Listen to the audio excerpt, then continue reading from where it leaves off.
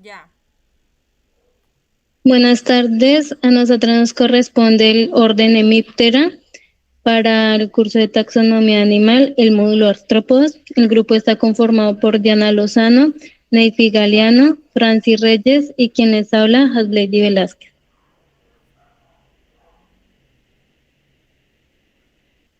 Siguiente. La tabla de contenido está ahí en 5 partes. La primera hablaremos sobre la estrategia de historia de vida, donde hablaremos características, reproducción, defensa, crecimiento y metabolismo. Segunda parte hablaremos de filogenia y clasificación. La tercera, diversidad. La cuarta, métodos de captura. Y la quinta, vamos a hablar de cultura, específicamente cine, televisión, arte y demás. En el primer capítulo sobre estrategias de historia de vida, va a hablar Neifi. Bueno, dentro de las características generales de los hemípteros, estos poseen dos pares de alas y muchas veces las alas anteriores están pues más o menos endurecidas. Es decir, los hemípteros tienen las alas anteriores, la mitad basal endurecida y la distal se encuentra membranosa. Por este tipo de alas reciben el nombre de hemielitros, que corresponde a medio elitro. Los demás grupos que poseen las alas anteriores totalmente membranosas o uniformemente endurecidas, que en este caso sería el elitros, son un poquito pues diferentes a los que poseen los hemielitros. Algunos grupos, como son las cigarras, realizan un movimiento que se llama estridular, que consiste en frotar las alas y es cuando emiten el sonido que nosotros los conocemos como el canto pues, de las cigarras. Otro rasgo muy característico de este grupo es que posee un pico o un rostro que la mandíbula está modificada. Es decir, que esta mandíbula forma como un tipo de estilete dentro de el labio. Este estilete es capaz de perforar los diferentes tejidos y de chupar el líquido que ellos van a consumir, mientras el labio le proporciona pues como un tipo de soporte. Dentro de este conducto está formado, este conducto está formado por un canal por el que se vierte pues la saliva del individuo y otro por el que chupa los alimentos que van a consumir.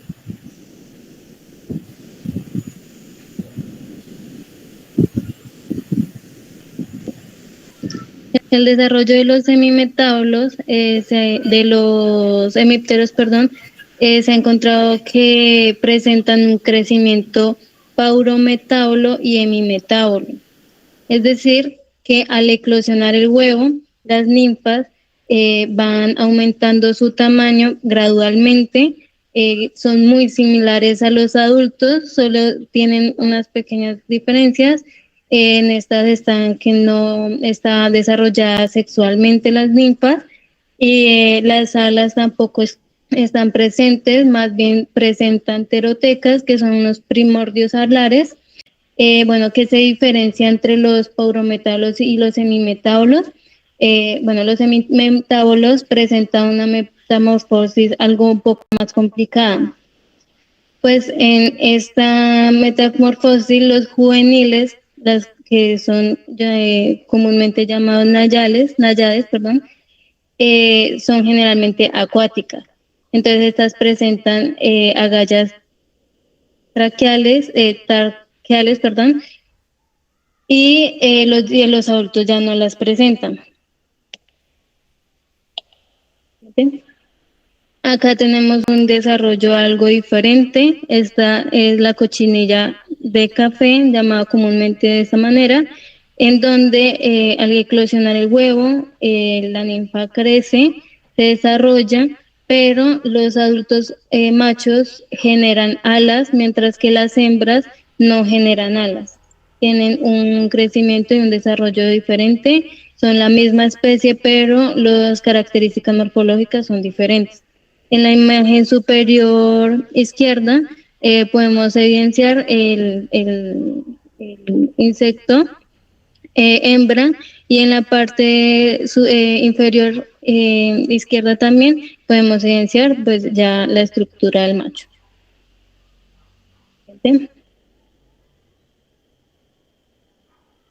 Bueno, como lo acaba de mencionar mi compañera, el ciclo vital de los hemípteros en general es hemimetábulo.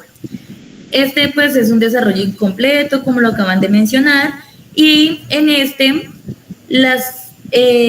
los estadios ninfales suceden por medio de mudas.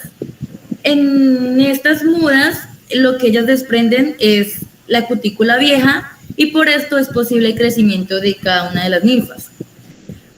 Podemos observar en la imagen que la quinta fase ninfal se convierte en adulto tras la llamada muda imaginal. También observamos que el huevo posee una cubierta llamada corion, que esta se podría decir que es semipermeable a los gases, aunque en algunos grupos el oxígeno entra a través de unos pelos que son huecos o un tipo de expansiones en forma de lengüetas. Siguiente.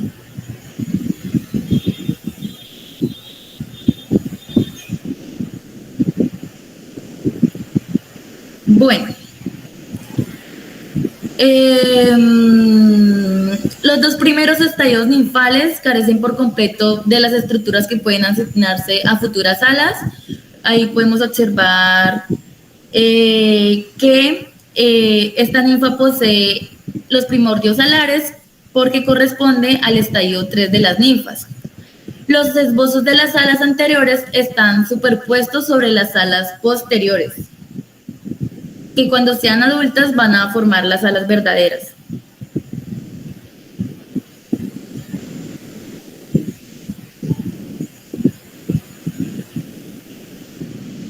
Tras emerger la muda imaginal, el adulto es aún inmaduro.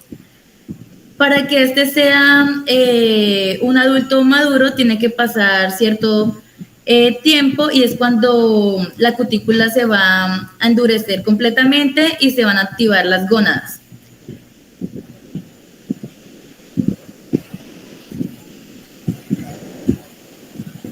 Siguiente. Bueno, el encuentro de los sexos se logra a menudo con la intervención de feromonas sexuales femeninas. La cópula procede de forma muy distinta según los taxones. Incluso dentro de una misma familia varía bastante. Las diferencias se refieren a la posición relativa de los dos individuos durante la cópula y a la duración de esta. En la inmensa mayoría de los casos, la inseminación es por la introducción del aparato copulador masculino en las vías genitales de la hembra. Hay unos casos que son excepcionales, que ocurre la llamada inseminación traumática, en la que el macho perfora el abdomen de la hembra para inyectar los espermatozoides. Sí, segunda diapositiva, la siguiente. Ahí podemos observar que el macho tiene una estructura que se llama ediago, que es con el cual perfora el abdomen de la hembra y permite el ingreso pues, de los espermatozoides. Este modo de reproducción ocurre, por ejemplo, en las chinches de cama, que es la más común que se encuentra en los hogares. El periodo transcurrido entre la cópula y la puesta puede ser de unos días o también puede ser de semanas, ya que puede ocurrir que tras la cópula la hembra pase el invierno conservando el esperma viable en sus espermatecas, pues para poder tener eficacia en la reproducción. Siguiente. El lugar en donde las hembras colocan los huevos varía bastante. En algunos géneros o familias, la hembra entierra la puesta o la introduce en tejidos vegetales, como lo podemos observar en la imagen primera. Los huevitos están enterrados y en la tercera están en la parte de, algunos lo colocan en el haz y otras especies en el en vez de las hojas. También lo pueden colocar, como lo acabo de mencionar anteriormente, que hay chinches de cama, pueden colocarlo, ellos pueden colonizar cualquier lugar. Hay un caso característico que es el de los velostomátidos, que representan a todo el grupo de los chinches acuáticos, que son las gigantes. En estas especies, las hembras no colocan los huevos sobre algún sustrato, sino colocan los huevos sobre la espalda de los machos. Siguiente. El cuidado parental se da más que todo en especies compuestas agrupadas que mantienen gregarias hasta que ellas alcanzan los estados adultos. Los hemípteros presentan pues numerosos ejemplos de cuidado parental. Este cuidado se origina en aquellos taxones, como lo acabo de mencionar, que tienen puestas agrupadas, en los que los velostomátidos, como lo acabo de mencionar, en este grupo se puede dividir en dos. Los machos protegen las puestas hasta 5 al mismo tiempo de los depredadores, o cuando las hembras ponen los huevos en la espalda de los machos, los puede llevar hasta que eclosionan en forma de ninfas. Algunos casos, como las especies Circaldia, ¿sí? Las hembras están tan empeñadas en encontrar una pareja que se coman los huevos de otras hembras, pues para garantizar la vida de sus crías y eliminar pues la competencia. Siguiente. En el caso de los tíngidos, las hembras distribuyen una misma puesta en el dorso de diferentes machos. Es totalmente diferente a lo que mencioné hace un rato. En el anterior, las hembras buscaban un solo macho y colocaban todos sus huevos en ese macho. En estas buscan diferentes machos, de modo que ellas están buscando que cada uno de ellos se haga cargo pues de los huevos y garantice la descendencia. Y en este caso, los machos están cuidando la descendencia de otro macho, no del propio. En otras especies de tíngidos, siguiente. Bueno, la alimentación. Se alimentan de fluidos de las plantas, pero recientemente se ha descubierto que una especie de pulgón, que es del género Paracletus, succiona la hemoglobina de las larvas de la hormiga que los atiende. Voy a explicar. Esto es un tipo de simbiosis entre la hormiga y el pulgón. Prácticamente lo que sucede es que el pulgón recibe el cuidado y la protección de la hormiga, y la hormiga se ve recompensada con la melaza que estos pulgones excretan. Pero algunos individuos del pulgón imitan las sustancias emitidas por las larvas de las hormigas, de manera que estas hormigas creen que son sus crías y las transportan hasta las cámaras donde encuentran pues a las demás larvas de estas hormigas. Cuando los pulgones se encuentran allí en estas cámaras, prácticamente lo que hace el pulgón es que se pone encima de la larva y empieza a succionar la hemolinfa. Esta hemolinfa es equivalente a la sangre pues, de los artrópodos y de igual forma de las larvas de estas hormigas. Lo podemos observar en la tercera imagen, que el pulgón está encima de las larvas y está empezando a succionar pues, la hemolinfa.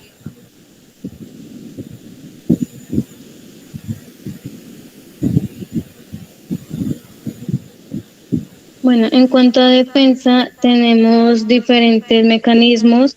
En este caso está la defensa pasiva, a la cual se refiere a la inactividad o al pasar desapercibido con respecto al entorno. Entonces, En estos casos encontramos organismos que a partir de su estructura se mimetiza muy bien en el sustrato en el que se encuentren. Por ejemplo, la filomorfa laciniata tiene una silueta disruptiva y se puede confundir con las rocas en las que se encuentra, al igual que la Redubius personatus. En este caso también encontramos la, la, los membrácidos, perdón, que tienen unas estructuras bien diferentes. En este caso, pues tenemos una que se mimetiza con las hojas. Siguiente.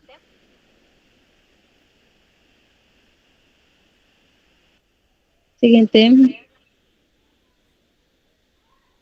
Ay, la anterior, por favor. Bueno, es la siguiente. Perdón. Bueno, en el caso de membrácidos, según Forero en el 2019, resalta que es un posible mecanismo de defensa por la ornamentación que parece, pues, en los casos, en este caso de la imagen espinas, en la siguiente imagen, por favor. Siguiente diapositiva. En este caso, espinas. En el caso que mostré anteriormente, tenía una morfología similar a las de las hojas, pero aún no se sabe por qué estas especies tienen esto. Es un posible mecanismo, pero aún no se ha confirmado por qué tienen esta morfología tan diferente y extravagante. La diapositiva anterior, por favor. Ahora tenemos el mecanismo que es defensa activa. El individuo hace una acción más inmediata ante la presencia del peligro. En estos casos puede el chinche o bueno, el hemíptero correr, volar, puede atacar a quien lo esté atacando mediante pinchonazos o picaduras, pero por lo general estas se caracterizan porque tienen unas glándulas que son especiales. Estas contienen como una combinación de sustancias químicas que segregan pues un olor muy fuerte. Al liberar estas sustancias químicas hace que se pueda proteger pues de los posibles depredadores, ya que simulan ser un olor nauseabundo y el depredador puede confundirlo con un insecto ya dañado o algo así. Siguiente. Bueno, en cuanto al metabolismo, ellos son diferentes según el medio en el que se encuentran. Esto influye mucho en su metabolismo y en la disponibilidad de los recursos que estos necesitan para sobrevivir o desarrollarse. Por ejemplo, cuando las condiciones no son favorables para estos organismos pueden entrar en periodos de inactividad. Siguiente. Los heterópteros pueden digerir el alimento externamente. ¿A qué me refiero con esto? Pues emiten una saliva con el pico y la introducen en el alimento. Estas enzimas salivales varían en función a lo que van a consumir. Puede ser un alimento u otro, esto ya depende del grado de especialización alimenticia en la que tenga el insecto, perdón. El grado de especialización alimenticia no corresponde a un nivel taxonómico establecido. Como vemos en la imagen, estos pueden compartir pueden estar compartiendo el clavo, pero no comparten, en ciertos casos, no comparten la especialización alimenticia, habiendo familias con regímenes alimenticios más específicos y otras ya pueden ser más omnívoras, por ejemplo. Siguiente.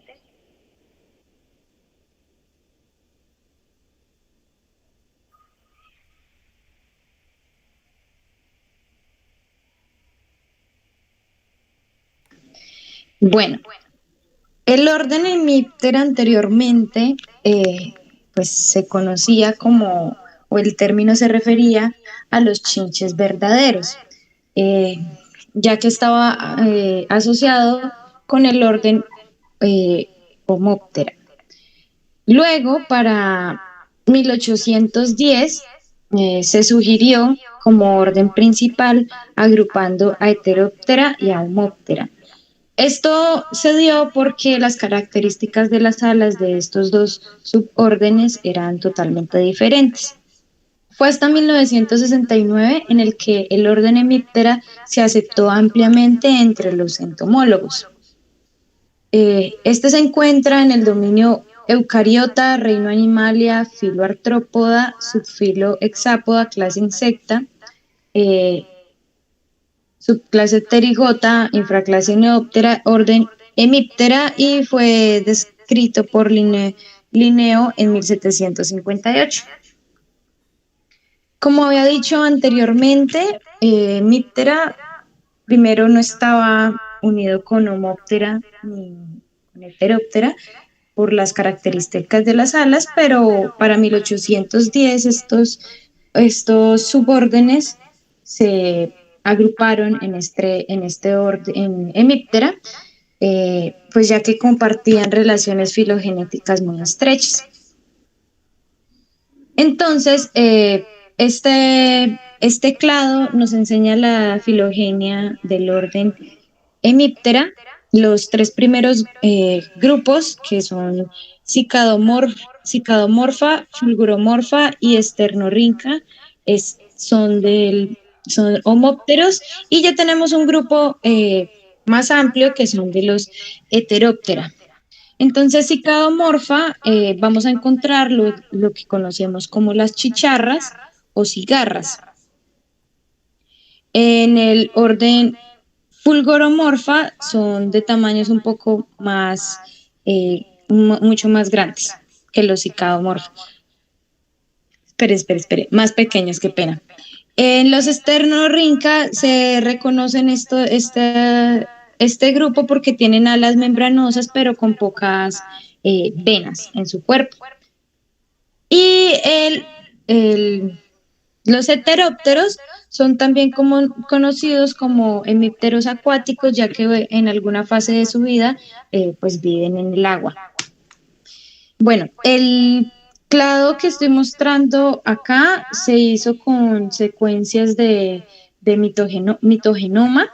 Entonces aquí este clado que presenta Juan y colaboradores en el 2015 muestra otras relaciones filogenéticas donde cicadomorfa se encuentra más cercano a Heteróptera que el clado anterior, que es propuesto por Son y colaboradores en el 2012.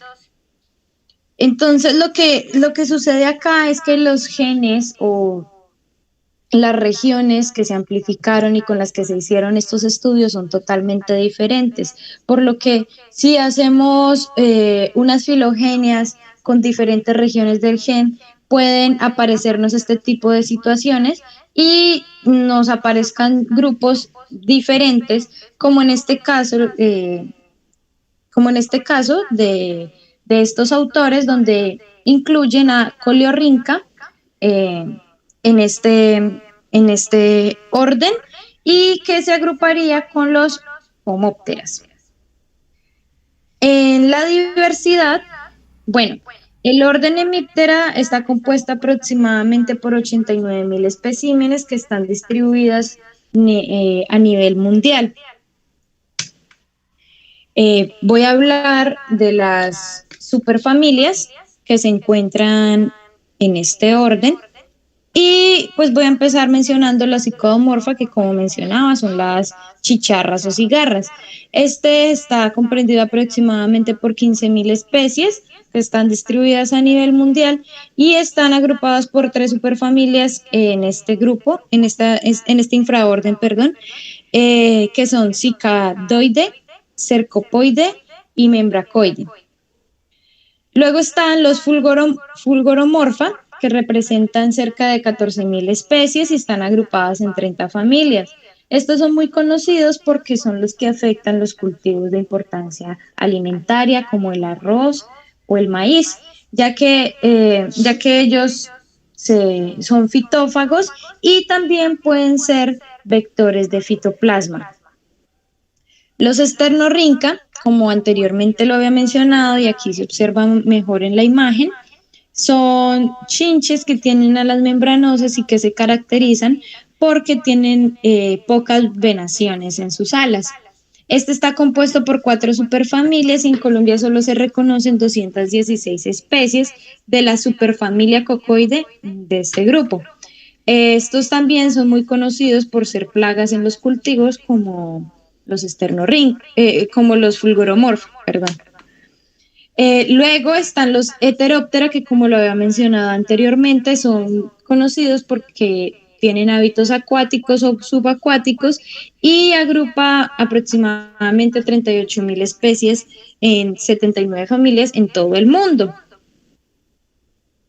Pero bueno, en Colombia, según las bases de datos del CIP Colombia, se encuentran registradas 60.900 especímenes en todo el país y en el Meta tenemos un referente pues que es el Museo de Historia Natural de Unillanos, donde hay registro de cerca de 600 hemípteros, de 600 especímenes de hemípteros, que puede ser como una cifra un poco baja, ya que no se tienen estudios de diversidad de hemíptera para la región de los llanos.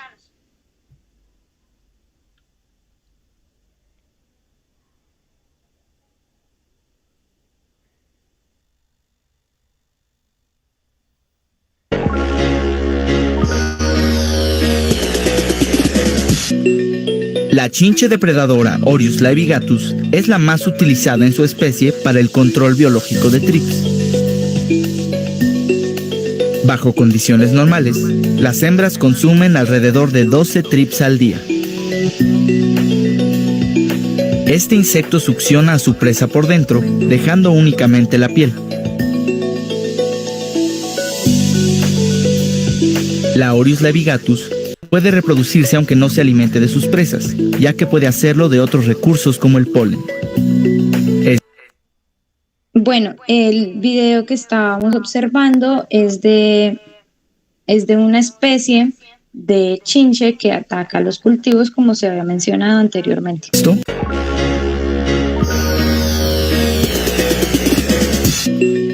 La chinche. Bueno, buenas noches. También les vamos a hablar un poco de métodos de captura.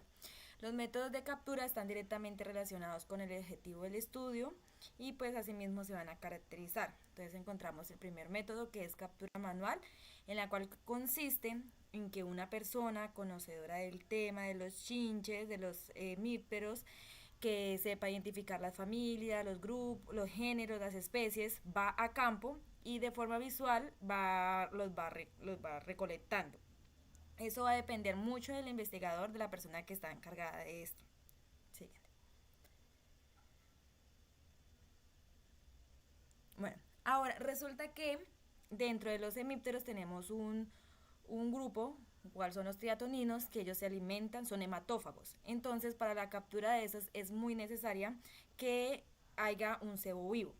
Entonces, para este caso se pone un cebo vivo, digamos, puede ser una gallina, pueden ser ratones, ¿sí? Dependiendo del animal. Entonces se ponen en una jaula, se ponen en campo afuera, ya sea en un bosque, bueno, en el lugar en que se vaya a realizar el muestreo, y se espera, digamos, de un día a 2 horas a que lleguen estos triatoninos y se alimenten del animal y asimismo poderlos capturar.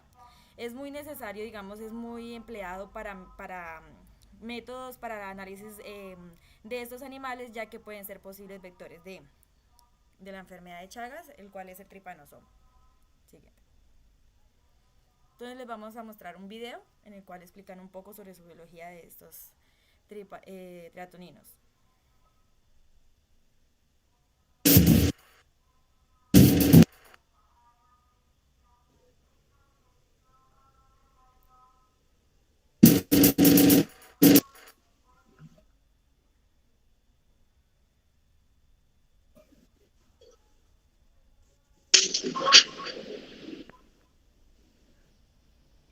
Bueno, entonces el video nos habla un poco sobre la enfermedad del Chagas, el cual es causada por el Trypanosoma cruzi, que es un plasmodio parasitario que ha sido de bastante interés por la salud pública. Entonces, estudios han confirmado que los triatoninos son posibles vectores de este parásito. Entonces, pues debido a que la afectación que causa esta enfermedad es bastante grave y no tiene cura y puede llegar hasta la muerte dependiendo del grado de infección y el grado de la zoonosis en donde se encuentre, pues se ha convertido en un gran modelo para poder determinar cómo es la biología de estos animales y cómo hacen para transmitirse. Y que pues adicional, pues estos triatoninos últimamente, por ejemplo en los llanos orientales, están siendo muy comunes debido a los altos cultivos de palma que han habido, los cuales hacen que haya un incremento en la población de este grupo. Siguiente.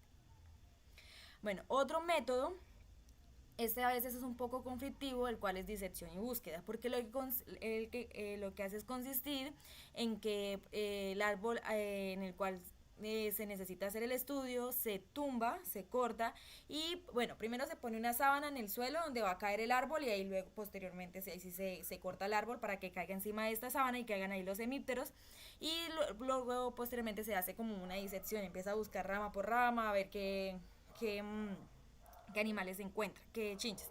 Pues esto ha sido muy útil para algunos investigadores debido a que es que a veces es muy difícil llegar a las copas de los árboles. Entonces se ha convertido en un método para la captura de hemípteros.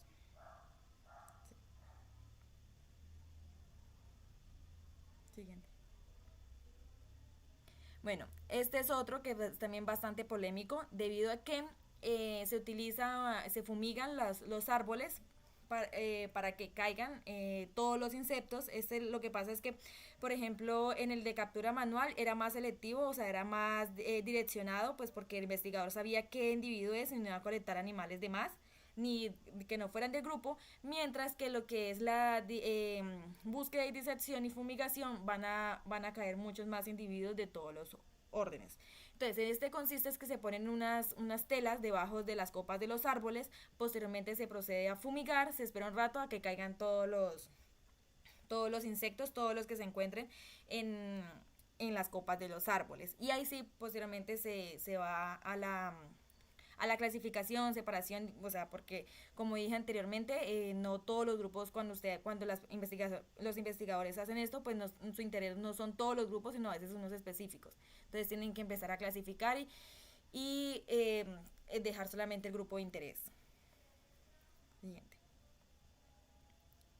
Bueno, pues como anteriormente decían mis compañeras, también hay hemípteros acuáticos, en el cual pues a veces su búsqueda o sus técnicas de captura pueden ser un poco complicadas, a veces por sus hábitats y que pues no siempre es 100% probable que vayan a caer. Entonces para hemípteros acuáticos son muy utilizados lo que son una red surber cuadrangular como la que se observa a mano derecha en la parte superior, en el cual la ponen en el agua y empiezan a mover el sustrato debajo de la red para que todo pase por la red y quede ahí.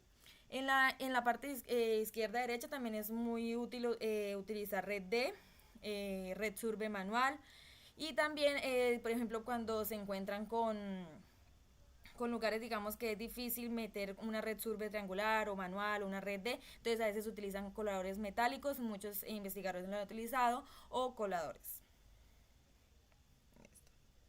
Ahora, esta también es otra técnica muy, muy utilizada y que es bastante eficiente, en el cual consiste en poner una sábana, es parecida como a la de fumigación, pero con diferente técnica de captura, porque por ejemplo en fumigación lo que hacían era poner un insecticida.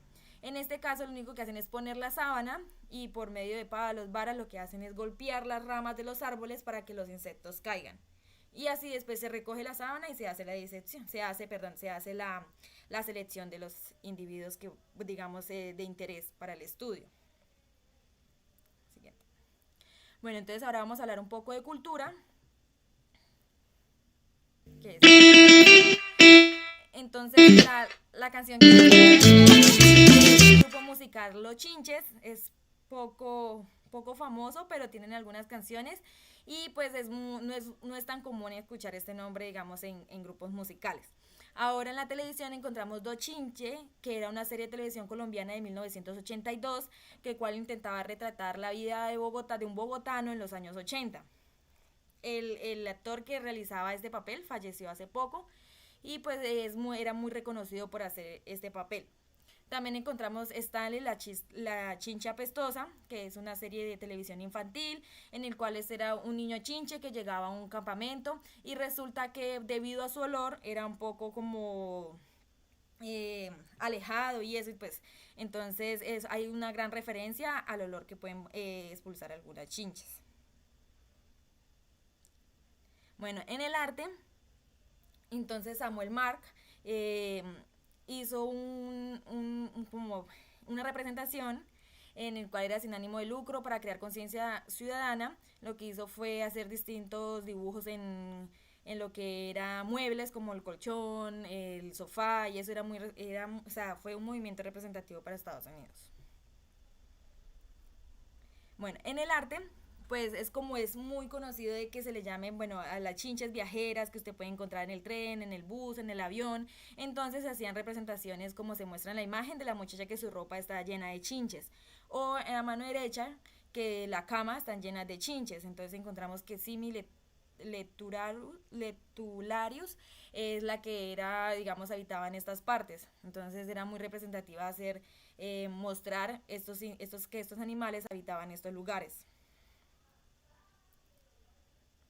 Ahora, en el arte, debido a, digamos, a su forma, digamos, que es bastante curioso como tiene ese labio extensible, ¿sí? Para succionar. Entonces también es utilizado para el arte abstracto, como se muestra en la imagen a mano izquierda. Y también una especie que ha sido bastante curiosa debido a su coloración, que es el Sphaerocoris anulus, el cual se le llama chinche Picasso. Si ustedes pueden observar, tiene una coloración bastante, puede decir, bonita, llamativa, entonces recibe este nombre.